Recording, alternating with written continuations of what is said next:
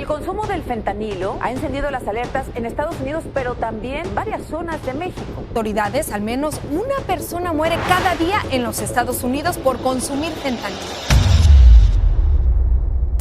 Mira esto, son apenas unos granos de sal.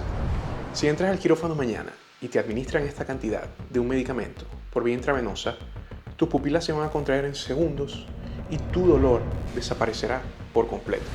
Pero si un anestesiólogo no está ahí para sostener tu vía aérea con un tubo endotraqueal, tu cerebro dejará de enviar la señal para respirar en cuestión de minutos. 2 miligramos podría ser la dosis perfecta de fentanilo para causar la muerte por asfixia.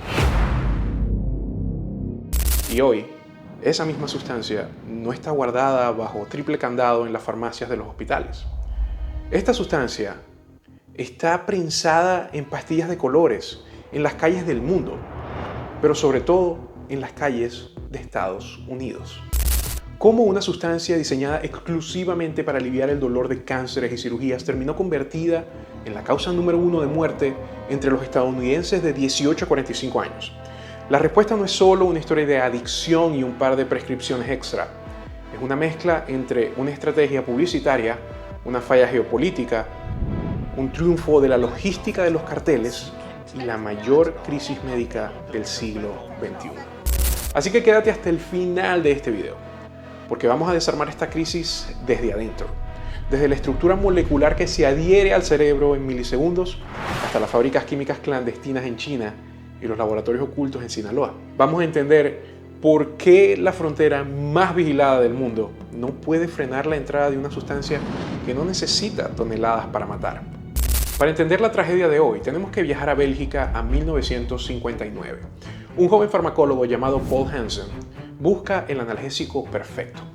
La morfina funcionaba, pero tardaba demasiado en actuar y sus efectos secundarios eran severos. Hansen quería algo rápido, lipofílico, es decir, que atravesara la barrera hematoencefálica en el cerebro casi al instante, y al mismo tiempo buscaba algo muy potente. Y así creó el famoso fentanilo. En términos farmacológicos, era una obra de arte.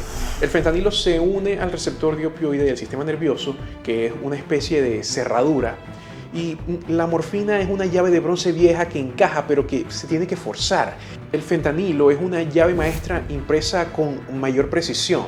Se acopla muy bien al receptor mu con una afinidad 50 veces mayor que la heroína y 100 veces mayor que la morfina. En los hospitales, el fentanilo es el mejor amigo en muchas situaciones. Si un paciente sufre un traumatismo severo, el fentanilo apaga el dolor de inmediato. Si un paciente necesita una cirugía, el fentanilo disminuye la respuesta simpática sin desestabilizar el sistema cardiovascular. O si un paciente tiene dolor severo, como en el cáncer, el fentanilo es una opción muy usada. Pero hay un problema fundamental que la farmacología conoce muy bien: el margen terapéutico. El margen entre la dosis que quita el dolor y que tiene un efecto beneficioso y la dosis que detiene el centro respiratorio en el tronco encefálico es muy estrecho. En un ambiente controlado, como en un quirófano donde hay un anestesiólogo que está monitoreando tu saturación de oxígeno y tu dióxido de carbono exhalado, es seguro. Pero en la calle, administrado aleatoriamente, sin control de calidad ni salidad y mezclado a ciegas, es un arma de destrucción masiva en dosis microscópicas. El fentanilo no apareció de la nada en las calles. Encuentra un terreno fértil preparado durante al menos 2 décadas por la industria farmacológica legal. En 1996, la compañía Purdue Pharma lanzó al mercado un medicamento llamado OxyContin. Su campaña publicitaria aseguraba a los médicos que debido a su fórmula de liberación prolongada, el riesgo de adicción era inferior al 1%. Lo cual fue una gran mentira. La primera ola comenzó cuando millones de personas recibieron recetas masivas para dolores de espalda o cirugías menores. Cuando las autoridades finalmente frenaron los recetarios y clausuraron las farmacias clandestinas conocidas como pill mills, millones de pacientes ya eran físicamente dependientes. Era demasiado tarde. Ahí estalló la segunda ola hacia el año 2010. Las personas que ya abusaban de las pastillas recetadas buscaron una alternativa más barata y accesible: la heroína de los carteles mexicanos. Pero cosechar amapola requiere hectáreas de tierra, agua, campesino, y meses de trabajo. El mercado demandaba algo mucho más eficiente y la química sintética tenía la respuesta perfecta. Aquí es donde la crisis se convierte en una obra maestra de geopolítica y logística criminal, por supuesto. Para hacer fentanilo no se necesitan tierras ni climas favorables. Solo se necesitan contenedores marítimos y precursores químicos. Durante años, empresas químicas en distritos industriales de China sintetizaron precursores como el NPP y el 4-ANPP. No son sustancias prohibidas en sí mismas. Se usan en la industria farmacéutica y textil. Cientos de kilos de estos polvos se embarcaron en puertos como Shanghái o Tianjin con destino a Manzanillo o Lázaro Cárdenas en México. En laboratorios rústicos, escondidos en Sinaloa o Michoacán, químicos de laboratorio informal, a veces capacitados por universitarios coaccionados o contratados, convierten esos precursores en fentanilo puro en cuestión de horas. Y la ecuación económica es aún más asombrosa. Producir 1 kilo de heroína cuesta miles de dólares en mano de obra agrícola y meses de riesgos. Producir 1 kilo de fentanilo puro puede costar menos de $2.000 en insumos químicos.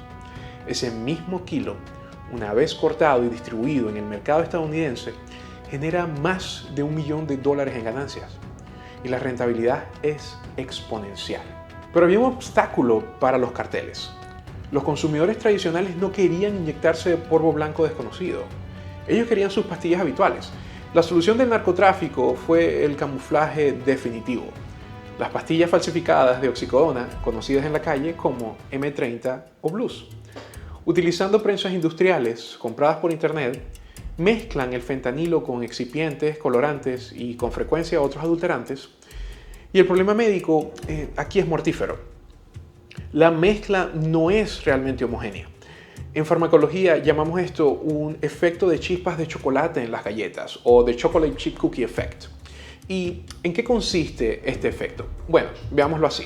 Si se prepara una masa de galleta con chispas de chocolates, algunas galletas inevitablemente tendrán 2 chispas, pero otra puede tener 10 chispas de chocolate. En una prensa clandestina, una pastilla puede contener 0.5 miligramos de fentanilo, lo cual es insuficiente para matar a alguien con tolerancia, mientras que la pastilla de al lado, en el mismo lote, contiene 4 miligramos. Quien la consume no sabe si está tomando una dosis para calmar un síndrome de abstinencia o su sentencia de muerte. Los análisis de laboratorio de la DEA revelan que 7 de cada 10 pastillas falsificadas en circulación contienen una dosis potencialmente letal. Pero hablemos de lo que ocurre dentro del cuerpo humano cuando esta sustancia entra en el torrente sanguíneo. ¿Qué vemos en el laboratorio cuando la dosis se escapa de control? El fentanilo cruza la barrera hematoencefálica en segundos por ser altamente lipofílico. Se adhiere masiva y fuertemente a los receptores de opioides en el bulbo raquídeo, la zona que controla la respiración automática. Tu cuerpo deja de responder a la acumulación de dióxido de carbono, que es quien estimula la respiración inconsciente. El cerebro simplemente olvida pedirle al diafragma que se mueva. Pero hay un fenómeno aún más escalofriante asociado al fentanilo en altas dosis o en inyección rápida: el Wooden Chest Syndrome o el síndrome de tórax de madera. Las vías nerviosas prácticamente provocan una rigidez muscular tan intensa en la pared torácica y la glotis que ni siquiera se puede insuflar aire manualmente a los pulmones. La persona queda atrapada en su propia estructura ósea sin poder expandir los pulmones. Claro, por suerte existe un antídoto, la naloxona. Es un antagonista puro con una afinidad aún mayor por el receptor que desplaza temporalmente el fentanilo. Pero el fentanilo de las calles presenta otro desafío. Con frecuencia viene mezclado con algo llamado silacina, un sedante veterinario no opioide conocido como tranq, sobre el cual la naloxona no tiene ningún efecto reversivo, dejando al paciente en estupor profundo e hipoxia severa. La narrativa de los medios sugiere que esta crisis se limita a las zonas marginadas de las grandes ciudades, pero los datos reales dicen exactamente lo contrario.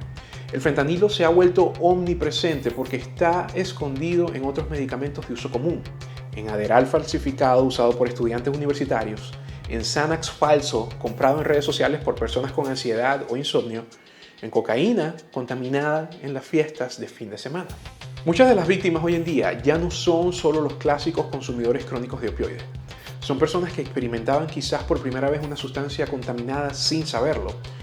Una sola decisión, una sola pastilla comprada por un mensaje de texto y la dosis letal actúa antes que la ayuda pueda llegar. Las soluciones políticas tradicionales están colapsando, por no decir que no han funcionado para nada. La interceptación en la frontera es como tratar de frenar agua con un colador. Cuando el volumen necesario para abastecer la demanda anual de un país entero cabe en el remolque de apenas un par de camiones de carga, la reducción de daños, tirillas de prueba de fentanilo, distribución masiva de naloxona y tratamiento médico de adicciones salva vidas a diario, es cierto, pero enfrenta una resistencia política y criminal feroz, sin hablar de toda la maquinaria logística que esto requiere.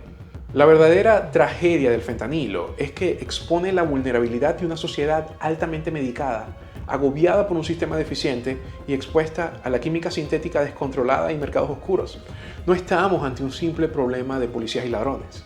Estamos ante una epidemia tan pública que es muy fácil desconocerla o incluso normalizarla, donde hay una sustancia más rápida, más barata y más letal que cualquier respuesta institucional existente.